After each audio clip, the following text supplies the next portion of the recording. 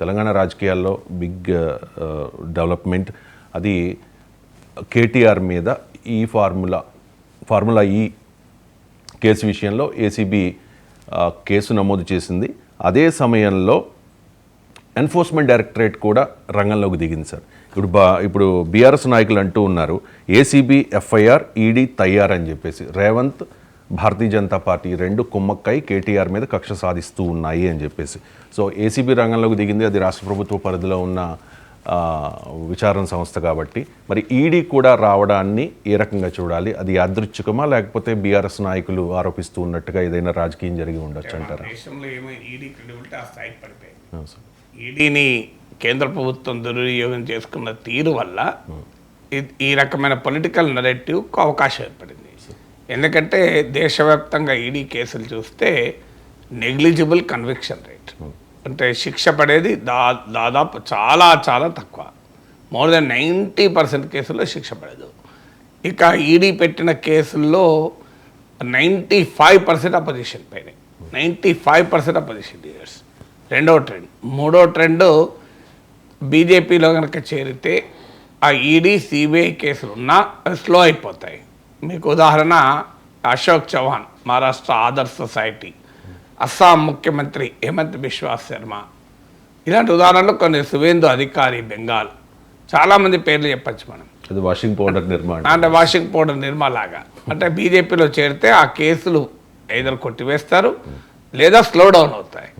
నాలుగో ట్రెండ్, బీజేపీలో చేరకపోయినా, ఎన్డీఏలో చేరకపోయినా, ఇప్పుడు మీరు ఎన్డీఏలో చేరితే పోతుంది. ఇప్పుడు స్కిల్ డెవలప్మెంట్ పైన కూడా ఈడీ కేసు ఉంది. ఏమైంది? అయిపోయింది కదా, క్లోజ్ అయిపోయింది కదా.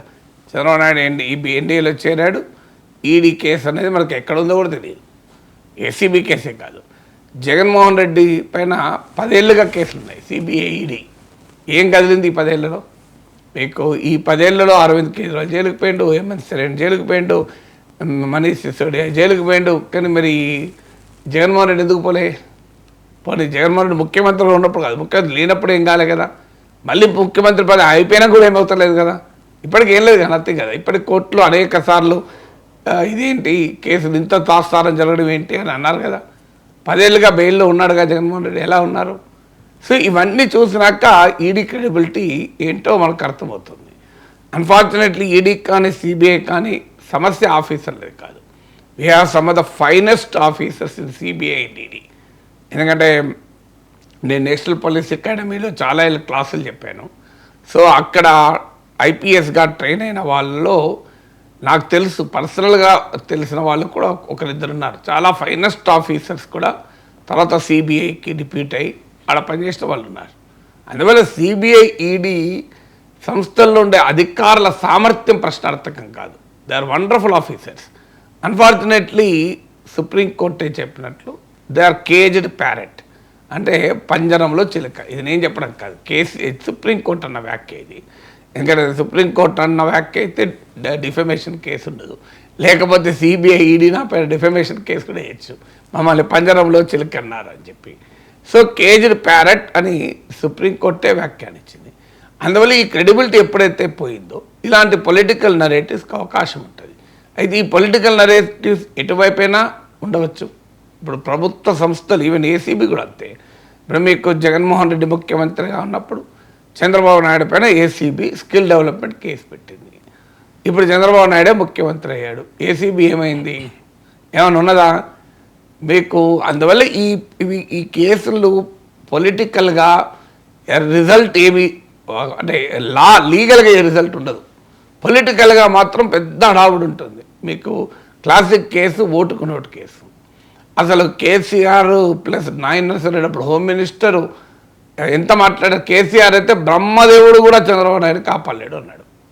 ఏమైంది ఓటుకు నోటు కేసులో? చంద్రబాబు నాయుడుకి ఏమన్నా అయిందా? అసలు రేవంత్ రెడ్డికి ఏమన్నా అయిందా? రేవంత్ రెడ్డిని చెంచలు కూడా జైలు కూడా పంపించారు. అల్టిమేట్గా ఏమైంది? ఇవన్నీ చూసినాక సామాన్య పౌరుడికి ఏమనిపిస్తుంది? ఈ కేసులు, ఈ గోల, ఇదంతా రాజకీయంగా గోర అనుకోవటానికి తప్ప అల్టిమేట్గా సర్వే జన సుఖినో భవంతు, ఎవరికి ఏం కాదు కదా అనుకుంటారా, అనుకోరా? ఎందుకంటే కళ్ళ ముందు ఇన్ని ఉదాహరణలు జరుగుతుంటే ఏ కేసు ఏది కదలదేది, ఏ రిజల్ట్ ఉండదు. అల్టిమేట్గా కొన్ని వారాల పాటు జైల్లో ఉంటే ఉండొచ్చు, మళ్ళీ బయటికి రావచ్చు. విజయోత్సవ ర్యాలీలు జరుపుకుంటూ రావచ్చు. అందువల్ల ఇలా జరిగిన తర్వాత అవుతుంది. అయితే ఈ పొలిటికల్ నరేటివ్ ఒక్కవైపే బిల్డ్ చేయొచ్చా? తెలంగాణలో ఉన్న సమస్య ఏంటి అంటే 3 స్తంభాల ఆట. BRS, BJP, Congress. ఫలానా 2 పార్టీలు ఏకము, 2 పార్టీలు ఒక్కటే అని చెప్పితే 3వ పార్టీకి లాభం. చాలా విచిత్రమైనటువంటి అంశం. జామెట్రీలో, రేఖాగణితంలో the sum of the 2 sides is always more than the third side. 2 భుజాలను కలిపితే 3వ భుజం కన్నా పెద్దగా ఉంటుంది. కామన్ సెన్స్ రైట్ యాంగిల్ సిద్ధాంతం ఇది. వెరీ ఇంట్రెస్టింగ్ ఏంటంటే పాలిటిక్స్లో రివర్స్. 2 పార్టీలు కలిపితే అరిథమెటిక్గా అడ్వాంటేజ్ ఉండాలి, కానీ అది కెమిస్ట్రీ దెబ్బతిని వికటించి విరుద్ధ, ఆయుర్వేదం భాషలో చెప్పాలంటే విరుద్ధ ఆహార పదార్థాలు అంటారు ఆయుర్వేదంలో. అంటే 2 పదార్థాలను కలిపి తీసుకోకూడదు అని ఆయుర్వేద శాస్త్రం చెప్తోంది. కొన్ని రకాల ఆహార పదార్థాలు విరుద్ధ స్వభావం కలిగినాయి కనుక వాటిని కలిపి తీసుకోకూడదు అనే సూత్రం ఉంటుంది.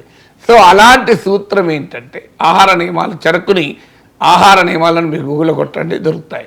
చెరకాస్ ఆహార నియమాలు, ఫుడ్ ప్రిన్సిపల్స్ అని.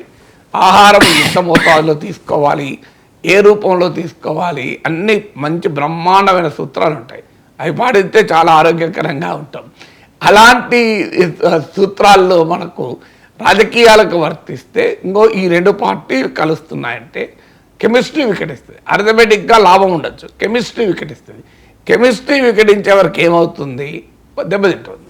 ఇప్పుడు కాంగ్రెస్, బీజేపీ, బీఆర్ఎస్ ఒక్కటే అన్న నరేటివ్ అసెంబ్లీ ఎన్నికల్లో బీజేపీని దెబ్బతీసింది, బీఆర్ఎస్ను కన్నా బీజేపీ దెబ్బతీసింది. అందువల్ల మీరు తెలంగాణ రాజకీయాల్లో మొదటి నుంచి చూడండి, బీఆర్ఎస్, బీజేపీ ఒక్కటే అని కాంగ్రెస్ చెప్తుంది, కాంగ్రెస్, బీఆర్ఎస్ ఒక్కటే అని బీజేపీ చెప్తుంది, బీజేపీ, కాంగ్రెస్ ఒక్కటే అని బీఆర్ఎస్ చెప్తుంది. ఎవరికి కావాల్సిన నరేటివ్, కావాల్సిన ఉదాహరణ వాళ్ళు తీసుకుంటారు. దీన్ని ఇంగ్లీష్లో చెర్రీ పికింగ్ అంటారు. చెర్రీస్ కోసుకున్నట్లు. చెర్రీ పికింగ్ అంటే ఏంటంటే మనకు అవసరమైన ఎగ్జాంపులే తీసుకుంటాం. ఇప్పుడు కేసీఆర్ పైన 1,00,000 కోట్ల అవినీతి తిన్నాడు, జైలుకు పోతాడు, జైల్లో రూమ్ రెడీ ఉంది అని బీజేపీ నేతలు పదే చెప్తారు. ఇంతవరకు కేసీఆర్ పైన కేంద్ర సంస్థలు ఒక్క కేసు పెట్టలే. ఈడీ కేసు లేదు, సిబిఐ కేసులు కదలిక లేదు, ఏం లేదు, సిబిఐ కేసులు ఏం లేవు. మరి ఏదో మరి ఏ కేసు 1, 2 ఉన్నట్టు చదివాగానే కేంద్ర సంస్థలు పెట్టా, ఏమైనా ఎవరికి తెలియదు. సో అందువల్ల ఏదో సహారా కేసు అని, ఇంకో ఎలుగుబంటి కేసు ఒకటి ఏదో అప్పుడు ఆ మధ్యకాలంలో వచ్చాయి. అవి నాకు గుర్తు కూడా లేవు కేంద్ర సంస్థలు ఎవరు పెట్టారని. సో మరి కాళేశ్వరమైన సిబిఐ కేసు పెట్టిందా, ఈడీ కేసు పెట్టిందా? 1,00,000 కోట్ల అవినీతి జరిగిందని ఒకవైపు కేంద్ర మంత్రులు కూడా చెప్తుంటే, మరి 1,00,000 కోట్ల అవినీతి పైన కేంద్ర మంత్రి అమిత్ షా కూడా చెప్తాడు, మోడీ కూడా చెప్తాడు 1,00,000 కోట్ల అవినీతి జరిగిందని. కానీ మరి అవినీతి పైన ఎందుకు కేసులు ఉండవు? ఇది కాంగ్రెస్ ఉపయోగించుకుంటుంది. చూడండి, అరవింద్ కేజ్రీవాల్ మీద కేసు పెట్టారు, హేమంత్ సోరెన్ మీద కేసు పెట్టారు, మరి మమతా బెనర్జీ మీద కేసు పెట్టారు, పినరాయి విజయన్ పైన కేసు పెట్టారు, లేదు మంత్రులపైన, స్టాలిన్ మంత్రులపైన కేసు పెట్టారు, బెంగాల్లో మమతా మంత్రులపైన కేసు పెట్టారు. మీరు తెలంగాణలో కేసీఆర్ మంత్రులపైన ఏదైనా కేసు పెట్టారా? ఏ బీఆర్ఎస్ నాయకుని పైనైనా కేంద్ర ప్రభుత్వ కేసు ఉందా? 0. మీ కవిత పైన ఉన్నది కూడా తెలంగాణకు సంబంధం లేదు, అది ఢిల్లీ లిక్కర్ కుంభకోణం కేసు. ఇది తెలంగాణ ప్రభుత్వ వ్యవహారాలపైన నాకు గుర్తున్నంతవరకు కేంద్రం పెట్టిన మొదటి కేసు అయి ఉండాలి, సబ్జెక్ట్ టు వెరిఫికేషన్. సో ఇప్పుడు ఈడీ పెట్టరు. తెలంగాణలో బీఆర్ఎస్ ప్రభుత్వం పైన మరి ఏ కేసులు పెట్టకుండా అవినీతి జరిగిందని ఎలా ఆరోపించారు? ఏదో ఒక నిజం, అవినీతి జరిగిందని మీ ఆరోపణ నిజమైతే కేసులు పెట్టాలి కేంద్ర సంస్థలు. కేంద్ర సంస్థలు కేసులు పెట్టలేదంటే కేసీఆర్ పాలనలో అవినీతి జరగలేదన్నట్టే కదా. రెండిట్లయితే అవినీతి జరిగింది, కేసులు పెట్టాం, ఇది ఎక్కడ రాజకీయం? సో ఇప్పుడు దాన్ని కాంగ్రెస్ ఉపయోగించుకుంటుంది. ఇప్పుడు ఏసీబీ కేసు పెట్టినాక వెంటనే ఈడీ కేసు పెట్టే వరకు ఇప్పుడు బీఆర్ఎస్ ఉపయోగించుకుంటుంది. చూడండి, రేవంత్ రెడ్డి, మోడీ, బడే బాయ్, చోటా బాయ్ ఇద్దరు మాట్లాడుకునే మా మీద పడుతున్నారు అని. సో కానీ వాస్తవంగా ఏంటి అంటే ఏసీబీ కేసు పెట్టాక సాధారణంగా ఈడీ లింక్ అవుతుంది, ఎందుకంటే ఫారిన్ ఎక్స్చేంజ్ మేనేజ్మెంట్ యాక్ట్. ఇప్పుడు ఈడీ కేసు పెట్టింది కూడా ఏంటంటే ఫెమా వయలేషన్స్ ఉన్నాయని. ఎందుకంటే ఒక ఫారిన్ కంపెనీకి ట్రాన్సాక్షన్స్ ఉన్నాయి, ఆర్బీఐ నిబంధనలను వయలేట్ చేసి ఆర్బీఐ నిబంధనలను పట్టించుకోకుండా డబ్బులు ట్రాన్స్ఫర్ అయ్యేది ఆరోపణ కదా. ఆర్బీఐ నిబంధనలను అతిక్రమించి ఫారిన్ ఎక్స్చేంజ్ ట్రాన్సాక్షన్స్ ఉంటే ఖచ్చితంగా ఈడీ వస్తుంది.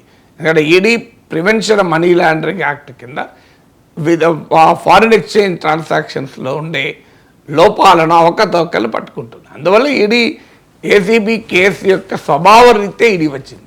ఏసీబీ కేసు పెట్టినాక వెంటనే ఈడీ రాదు అచ్చుల కన్నా. సో కానీ బట్ పొలిటికల్ నరేటివ్కి అయితే డెఫినెట్గా బీఆర్ఎస్కి ఉపయోగపడుతుంది. అందువల్ల కాంగ్రెస్, బీఆర్ఎస్, బీజేపీలు ఎవరికి కావాల్సిన ఎగ్జాంపుల్ వాళ్ళు తీసుకొని వాళ్ళ పొలిటికల్ నరేటివ్ బిల్డ్ చేస్తారు.